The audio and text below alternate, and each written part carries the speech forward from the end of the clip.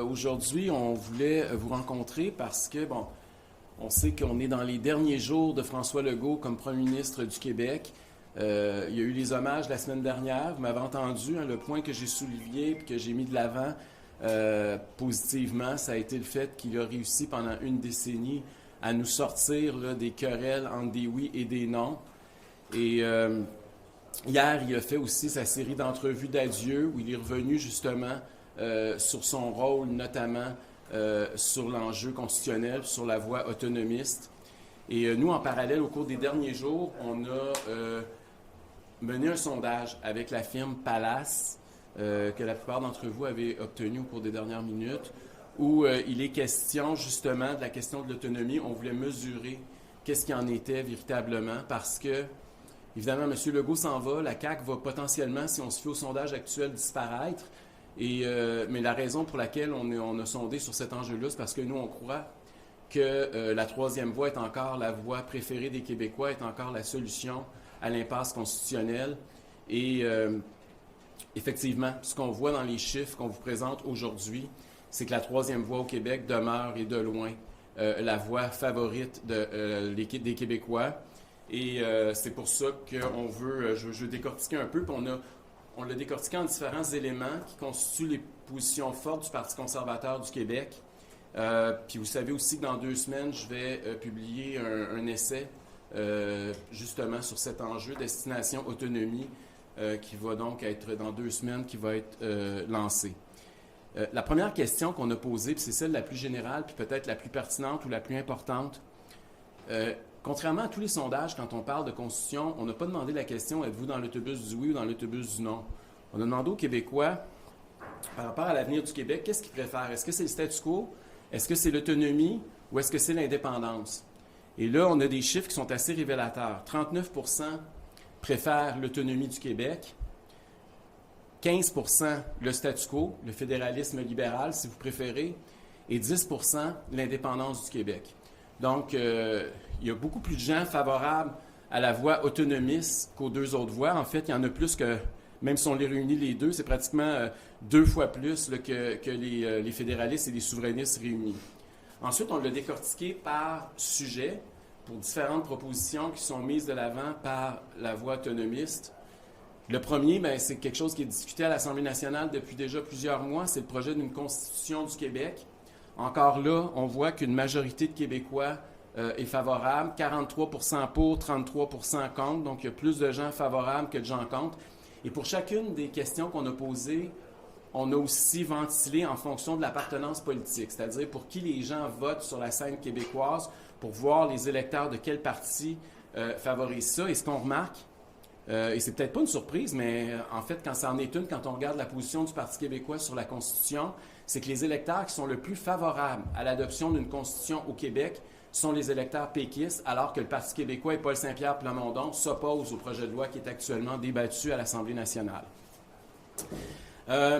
La deuxième question plus précise a porté sur la loi sur l'autonomie du Québec telle que proposée. J'en ai même présenté une il y a quelques mois devant vous pour justement contrer les ingérences du gouvernement fédéral dans les compétences québécoises.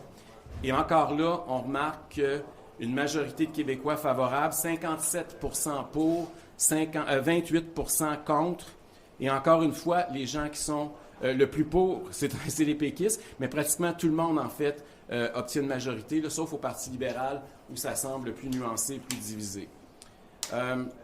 L'autre élément, c'est peut-être un élément qui est beaucoup plus conservateur, parce que c'est quelque chose que je mets de l'avant depuis plusieurs années, que les conservateurs ont en commun avec les autres conservateurs des provinces canadiennes. C'est une alliance potentielle pour l'autonomie provinciale, notamment, par exemple, avec l'Alberta, avec la Saskatchewan, qui sont des provinces qui font de fortes avancées présentement en matière d'autonomie.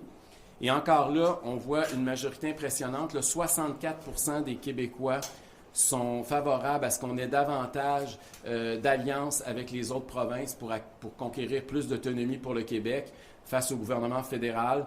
Donc 64 % pour, 22 % contre. C'est pratiquement du 3 pour 1 en faveur des gens qui souhaiteraient qu'on fasse alliance avec les autonomistes des autres provinces, principalement évidemment les conservateurs qui ont toujours été plus décentralisateurs au Canada anglais.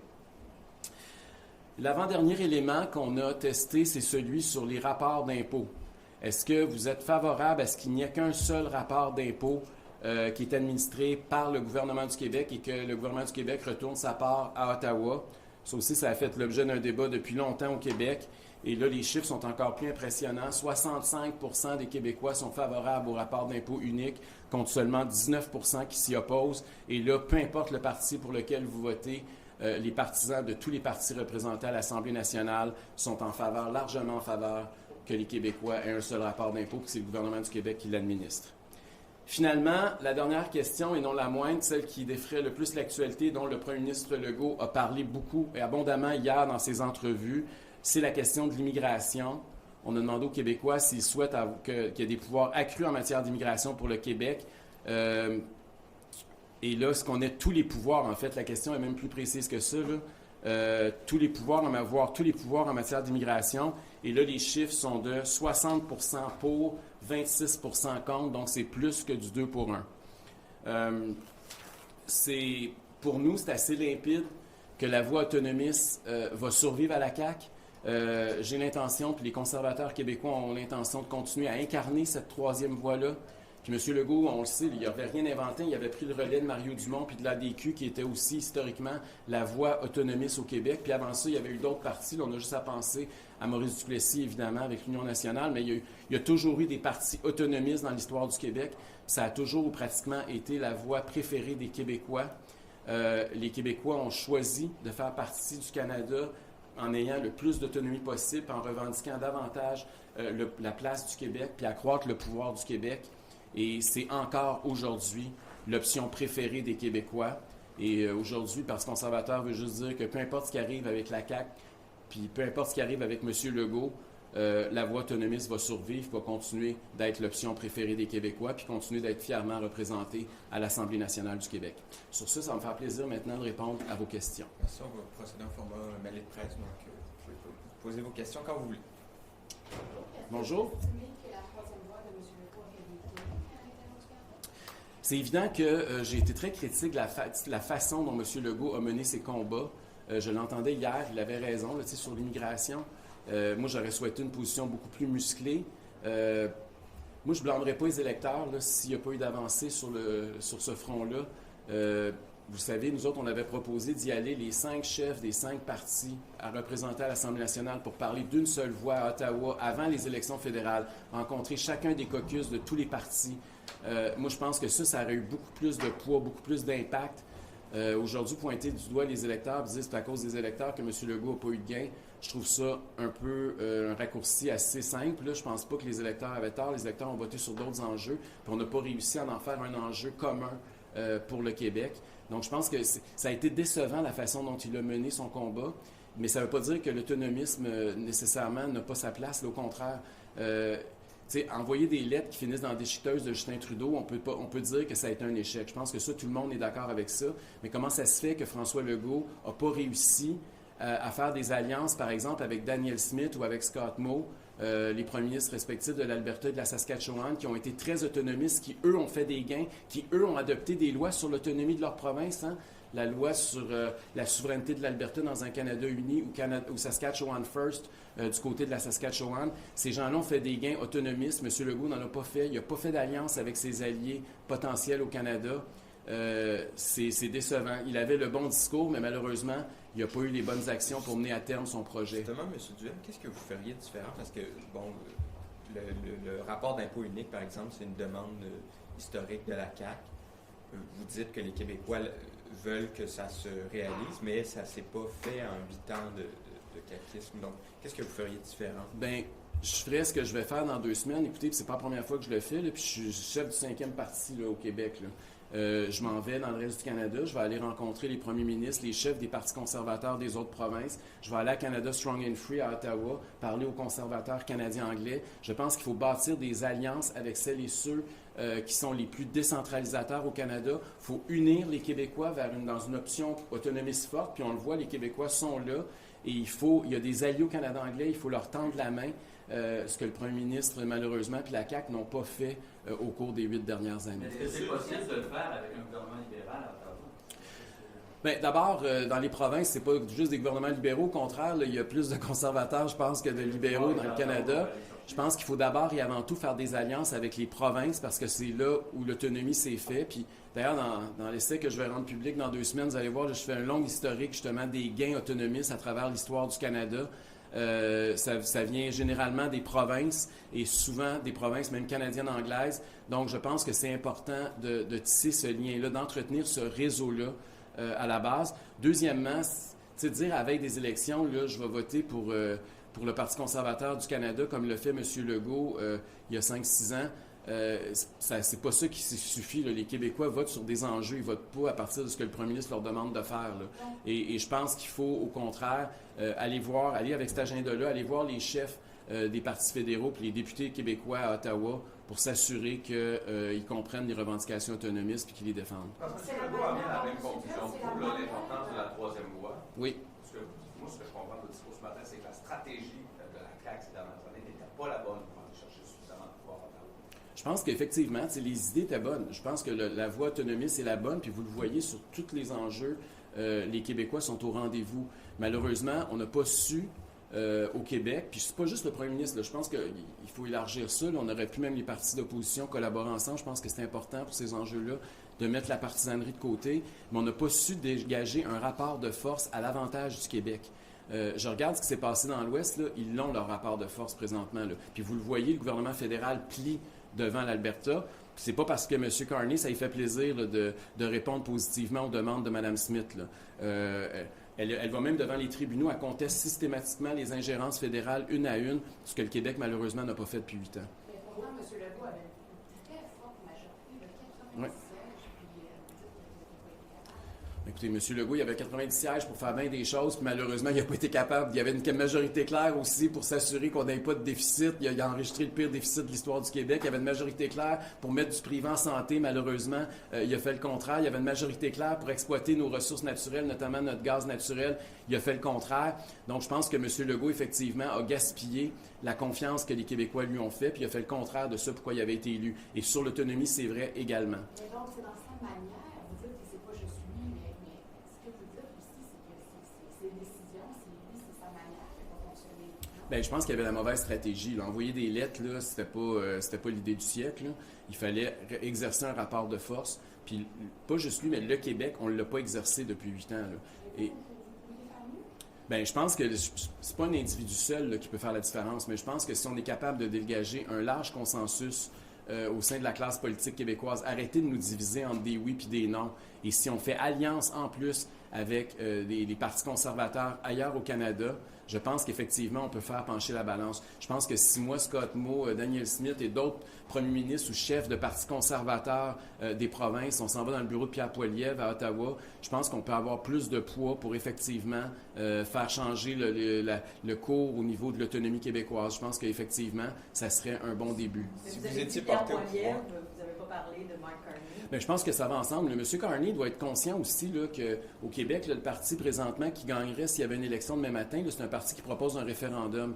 Puis je ne suis pas en train de dire qu'ils vont le gagner. Là, au contraire, je suis de ceux qui pensent que les péquistes vont perdre le référendum s'ils en déclenchent un. Cela étant dit, il y a toujours un risque dans ce genre d'exercice-là. Le Canada ni le Québec n'a rien à gagner à nous diviser entre des oui et des non. Et M. Carney, à chaque fois qu'il centralise puis qu'il vient s'ingérer dans les compétences québécoises, bien, malheureusement, il alimente les souverainistes au Québec. Et c'est cette dynamique-là à laquelle il faut mettre fin. Puis je pense qu'il faut le conscientiser, lui également, sur cet enjeu. Si vous étiez porté au pouvoir, est-ce que vous feriez comme Mme Smith, M. Duhem? Je vais juste prendre la question de Mme Prince. C'est parce que vous risquez de l'alimenter aussi, parce que si vous poussez très très fort sur l'autonomisme, mais que ça ne marche pas, la conclusion des électeurs, ça pourrait être celle du Parti québécois de dire, ben voyez-vous, ça ne marche pas. Mais dans l'histoire du Canada, pas juste du Québec, là, mais des mouvements autonomistes, il y en a eu un puis un autre. Là, puis je vais en faire dans 2 semaines, vous allez en voir une longue liste historique. Là. Je pense que c'est assez unique de les recenser un par un. Là. Mais il y en a eu des grosses batailles autonomistes qui ont été gagnées. Puis au contraire, moi je pense qu'à chaque fois qu'on gagne une bataille comme autonomiste, on fait justement baisser la pression pour un besoin d'avoir un référendum sur l'indépendance du Québec. Je pense qu'au contraire, l'autonomisme peut jouer en faveur de ceux et celles qui ne veulent pas de référendum. Je pense que c'est ça qui est la... Puis regardant en Alberta, hein, il y a un mouvement indépendantiste très fort présentement, peut-être même plus fort qu'au Québec au moment où on se parle.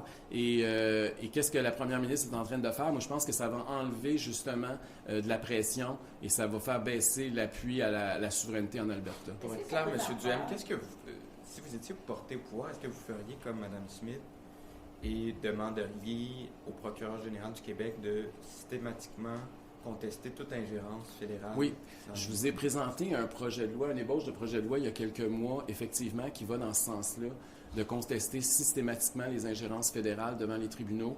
Je pense qu'il faut se battre. Le fédéral, vous savez, a le pouvoir d'intervenir par le fait ils peuvent toujours dépenser d'incompétences. C'est ça qui est le problème, là, c'est qu'ils ont toujours cette manie de créer, puis on le voit encore avec ce qui se passe en itinérance. Il y a plein d'autres domaines, là. On voit le gouvernement fédéral commencer à instaurer des programmes, puis commencer à financer des programmes qui sont à l'extérieur de ses champs de compétences. Puis malheureusement, il y a des groupes qui deviennent dépendants de l'argent fédéral, puis après ça, ils se tassent de là, puis c'est les provinces qui sont pris pour ramasser les pots cassés parce que c'est dans leurs compétences. Et c'est ce genre de truc-là qu'il faut qu'il arrête. Là. On ne peut pas continuer. Moi, j'appelle ça un fédéralisme toxique, là, où le fédéral constamment s'ingère dans les compétences des provinces. Et je pense, heureusement, il y a de plus en plus de provinces qui sont conscientes de ce problème-là et qui le combattent. J'espère que le Québec va se joindre à cette bataille-là. Mais vous prenez l'exemple de l'itinérance, c'est un besoin criant. Si un gouvernement conservateur va devant les tribunaux pour cette ingérence-là, il y a quand même des gens qui dorment dans la rue et qui meurent dans la rue. Oui, mais quand le fédéral se retire parce qu'il a mis un programme en place, puis lui, il peut tirer à plug le lendemain matin, c'est pas de sa compétence. Et c'est ça qui est le problème à l'heure actuelle. D'où l'importance de s'assurer que chacun s'occupe de ses compétences et que le Québec s'occupe justement des services sociaux et de la santé. Je pense que c'est clairement défini dans la loi fondamentale du pays, puis il faudrait la respecter. Puis malheureusement, on a un gouvernement à Ottawa qui, depuis des années, ne la respecte pas. Pourquoi les Québécois ont voté libéral? Ça, il faut leur demander. Là. Non, mais à la lumière des résultats de votre sondage, clairement, vous dites que les Québécois veulent plus d'autonomisme. Mais en même temps, c'est un peu le Québec qui a envoyé les libéraux au pouvoir au fédéral. C'est une très bonne question. Premièrement, c'est sûr que les Québécois ne votent pas sur un seul enjeu. On comprend qu'il y a plusieurs enjeux qui interpellent les gens lors d'une élection. On n'a qu'à penser à la dernière élection fédérale où la question des tarifs avec les États-Unis était beaucoup plus au cœur des débats que la question constitutionnelle entre les provinces et le fédéral. Donc, je pense que ça explique en partie. Puis la deuxième partie aussi, il va falloir se le dire un jour ou l'autre, là, le fait d'envoyer des députés du Bloc québécois puis de diviser les votes autonomistes ou nationalistes au Québec, à Ottawa, du Québec à Ottawa, ça a un coût. Ça fait passer souvent les libéraux par accident. Et à un certain moment, il va falloir se demander l'utilité d'un parti qui était là, on disait, Lucien Bouchard disait que le succès du Bloc se mesurait par la brièveté de son mandat. Après plusieurs décennies, il va falloir se demander si effectivement ça n'a pas été un échec, cette voie-là. Si les Québécois sanctionnent la CAQ, parce qu'on voit les sondages, la CAQ, ça va pas bien, d'après vous, c'est pas la troisième voie qui sanctionne? Bien, c'est pas juste d'après moi, d'après même les résultats du sondage qu'on vous présente ce matin. La troisième voie est là pour survivre et même prospérer. Ce qui, M. Legault, la raison pour laquelle je pense qu'il va être sanctionné, ou son parti à tout le moins, c'est parce qu'ils n'ont pas rempli justement les engagements puis les promesses qu'ils ont fait aux Québécois. Puis c'est vrai dans l'autonomie, c'est vrai dans toutes les autres sphères. C'est un gouvernement qui a énormément déçu. Puis aujourd'hui, ben, les Québécois sont arrivés à une conclusion. Et malheureusement, M. Legault est pour la CAQ, mais ça pourrait signifier la fin des haricots. Comment vous avez interprété les propos de M. Legault dans son discours la semaine dernière quand il a dit sur les gains du Québec dans le Canada, il faut prendre ce que la game te donne? Bien, c'est justement, je trouve que M. Legault n'a pas pris ce que la game lui donnait. Parce que la game, là, c'est qu'il y avait des provinces autonomistes, puis il y avait des alliés potentiels évidents au Canada, puis il ne les a jamais utilisés. Je ne comprends pas qu'il n'ait pas fait alliance avec eux.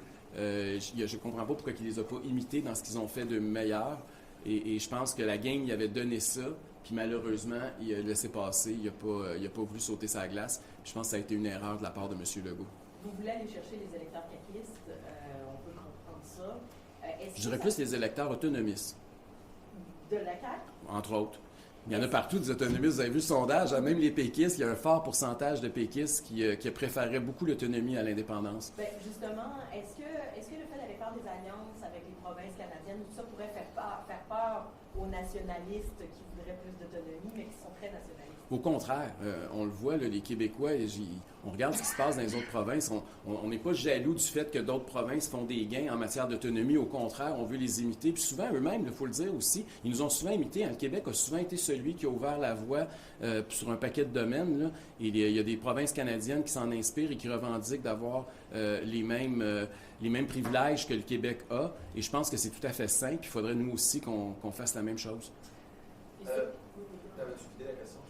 Oui, mais là, je laisse un autre sujet. Moi aussi. J'aurais peut-être une dernière sur Allez-y. C'est quoi votre hypothèse de pourquoi M. Legault n'aurait pas fait plus d'alliances avec les autres provinces? Pourquoi? Écoutez, là, on peut spéculer. Là. Je pense qu'il a manqué d'intérêt parce que ça ne semble pas être une de ses priorités, ça ne semble pas être un sujet qui l'interpelle. Je ne l'ai pas vu faire des grandes tournées au Canada anglais. C'est pas quelque chose qui l'a stimulé. Il n'a pas pris le leadership des provinces. Même au Conseil de la Fédération, on ne le voyait pas jouer un rôle prédominant. J'ai comme l'impression que c'était pas ça faisait pas partie de ses priorités. Comment vous recevez là, cette déclaration du maire de Québec, M. Marchand, qui compare à un ivrogne quand il est temps de parler de la protection des arbres sur René-Lévesque? Bien, d'abord, je trouve ça triste qu'on en soit rendu là, parce que nous autres, on veut tout ce qu'on veut, là, c'est sauver les arbres sur René-Lévesque tant et aussi longtemps que le financement sur le tramway n'est pas ficelé, ce qui est le cas à l'heure actuelle. Et d'attaquer l'individu puis de comparer ça à un alcoolique, j'ai trouvé ça déplacé. Puis j'ai trouvé ça très surprenant aussi, venant de la part d'un homme qui, avant de faire de la politique, là, était un dirigeant de Centraide qui, justement, venait en aide à des organismes qui aident les gens qui ont des problèmes de dépendance. Aujourd'hui, le voir véhiculer les pires préjugés par rapport à ça, je trouve ça particulier. Le message qu'il envoie aux héros qui ont vaincu leur dépendance à l'alcool, c'est un drôle de message. Là. Il y a des gens, puis on en connaît tous dans nos familles, dans nos amis, des gens qui ont réussi à vaincre leur dépendance à l'alcool, qui, tous les jours, c'est un combat quotidien, qui sont abstinents depuis des années. Puis lui envoie un message en disant qu'on ne peut pas croire ces gens-là. Sur le fond, parce qu'il dit que vous n'êtes pas du tout un environnementaliste. C'est ça le fond de l'enfant. Moi, je comprends, mais ce n'est pas l'exemple qu'il a dit. Là. Je comprends que vous n'êtes pas du tout d'accord avec la métaphore, là, mais si on exclut la métaphore, c'est parce qu'il dit que vous n'êtes jamais en faveur de l'environnement, d'après lui, puis là, vous êtes en faveur. Donc, ce que je comprends, c'est que c'est plus une question d'aménagement, d'urbanisme pour vous que d'autre chose. D'abord, là, Monsieur Marchand n'a pas le monopole de la protection de l'environnement. Là.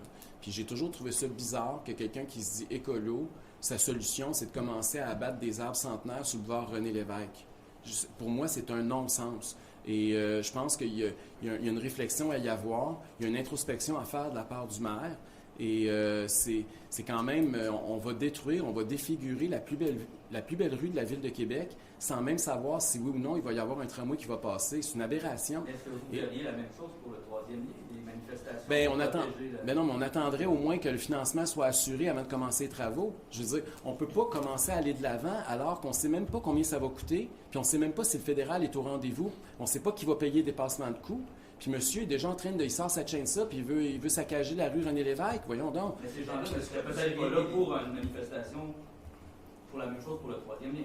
La protection des arbres pour le troisième lien, ces gens-là qui manifestent ne seraient pas là. Mais je pense pas que le troisième lien commencerait à abattre des arbres avant même d'avoir le financement. L'élargissement de l'autoroute, là. On ne verrait pas sur le bord de l'autoroute en train d'embrasser les arbres. Si on saccageait des forêts inutilement sans savoir si oui ou non l'autoroute va passer, vous pouvez être sûr que je serais là. S'il vous plaît, si on est élargissant de l'autoroute, là, vous seriez le premier à dire on s'en fout des arbres. Mais c'est important. Monsieur Robitaille, mon char, mon choix, ça passe. Monsieur Robitaille, ce que vous ne comprenez pas, là, c'est que c'est même pas une question est-ce que oui ou non on fait abattre des arbres pour que le tramway passe, c'est qu'on est en train d'abattre des arbres sans même savoir si le tramway va passer. C'est ça qui est le problème. Pourquoi cette urgence? Pourquoi vouloir sortir la pâte à dents du tube? Parce qu'il sait très bien qu'après, il va essayer de mettre de la pression et dire, là, j'ai plus le choix, il faut que le fédéral puis le gouvernement du Québec me donne de l'argent parce qu'il est trop tard, on a abattu les arbres sur René-Lévesque. Vous devenir un embrasseur d'arbres un peu partout? J'ai pas été embrassé des arbres. Je suis en train de dire aux gens... Élargissement d'autoroute, construction de développement dans des zones, mettons, à Lévis, là, où il n'y a plus d'eau.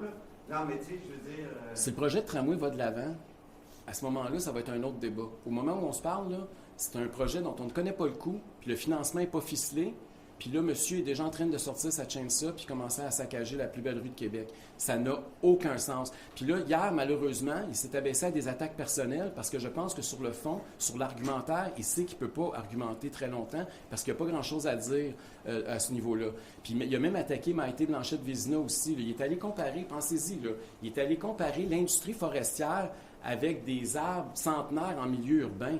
Ça n'a aucun rapport. Je veux dire, moi, je veux bien débattre, là, mais il faut le faire dans le respect.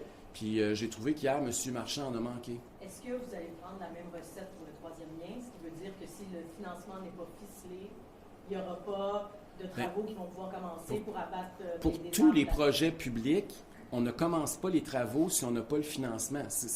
Normalement, c'est la base, c'est le B.A.B.A. Ben, ça arrive souvent, la ligne bleue, il n'y avait pas de financement au départ, ils ont commencé à travailler sur le projet. Mais non, tu peux faire une phase 1, mais là, on ne parle même pas de ça. Là. On parle du fait on tient pour acquis que le tramway va se faire, puis là, il dit c'est irréversible. Mais écoutez, c'est irréversible, je m'excuse, mais tout est réversible. Tant que tu n'as pas le financement, puis tant que le projet n'est pas là, c'est réversible. Et présentement, là, on a des gouvernements, autant à Québec qu'à Ottawa, qui sont cassés comme des clous, qui enregistrent des déficits records. Puis ce qui est vrai, pour l'autre truc aussi, il faut penser, là, c'est qu'on ne peut pas contourner non plus les règles au niveau de l'octroi de subventions pour des méga-projets. Si on le fait pour Québec, il va y avoir combien de villes qui vont lever la main après pour avoir le même type de traitement? On ne créera pas un précédent pour ça. Là. Et il va se faire ce projet-là, M. Marchand. M. Duhem, est-ce que vous doutez que ça va se faire? Bien, écoutez, tant qu'un projet n'est pas financé, là, tout peut encore se produire. C'est un mandat fort là, qu'a eu M. Marchand dans l'élection. Si vous demandez aux gens de Québec, c'est une majorité forte aussi qui n'en veut pas du tramway. Il n'y a jamais eu un seul sondage qui a dit que les gens de Québec voulaient le tramway. Puis je pense qu'aujourd'hui, si vous demandiez aux gens, êtes-vous pour ou contre qu'on coupe les arbres avant même de savoir si le financement va être là, vous verriez qu'il y aurait une écrasante majorité. J'ai bien des gens qui m'écrivent qui sont pour le tramway, qui ont une sensibilité très à gauche, puis qui ne trouvent pas ça drôle qu'ils veuillent abattre des arbres pour le fun d'abattre des arbres sans savoir si ça va servir à quelque chose. La démocratie municipale, c'est pas concluant, c'est-à-dire qu'il y a eu plusieurs élections où les gens, oui, je me souviens, M. Gosselin proposait même, disait c'est un référendum sur le tramway, puis il a perdu.